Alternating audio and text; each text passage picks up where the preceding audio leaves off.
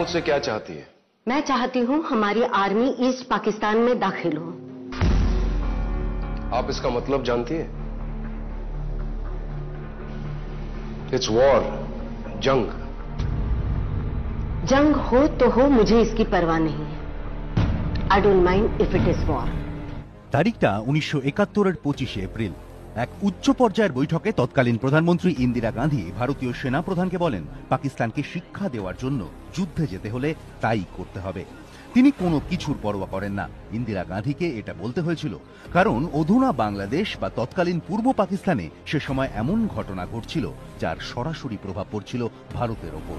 শোনা যায় পশ্চিম পাকিস্তানের সরকার ও সেনার অত্যাচারে মৃত্যু হয়েছিল 3 লক্ষ মানুষের, যদিও অনেকে আবার বলেন নিহতের সঠিক সংখ্যা আরও বেশি। ইন্দিরা বুঝেছিলেন পূর্ব পাকিস্তানের সমস্যার সমাধান না হলে শরণার্থী সমস্যারও সমাধান হবে না। ইন্দিরা একদিকে ভারতীয় সেনাকে যুদ্ধের প্রস্তুতি শুরু করতে নির্দেশ দেন, অন্যদিকে আন্তর্জাতিক মহলে পাকিস্তানের ওপর চাপ তৈরির কূটনৈতিক প্রক্রিয়াও শুরু করে দেন। अगर अमेरिका की सरकार और अमेरिका के राष्ट्रपति हालात को काबू में नहीं ला सकते तो मुझे इनसे कहना पड़ेगा कुछ करने के लिए। How many people were killed according to your correspondence of British newspapers, of American newspapers, of French newspapers, Canadian newspapers, Arabian newspapers?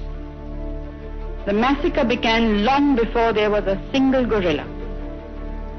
There is a contribution to quietening the situation, as I say. No, what does quietening mean? Does it mean that we support the genocide? And do you think it can be stopped? Do you think people are going to sit aside and watch their women raped in front of them? And say that, no, we are going to quieten the situation? That's not quietness.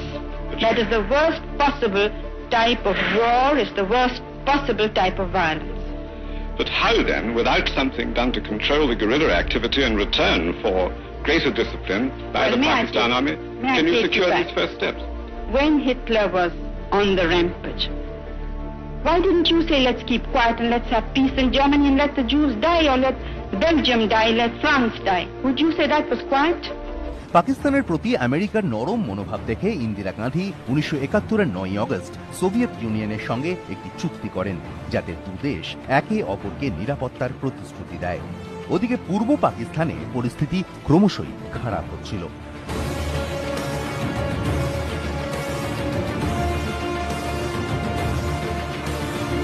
Police, paramilitary force, east Bengal regiment এবং east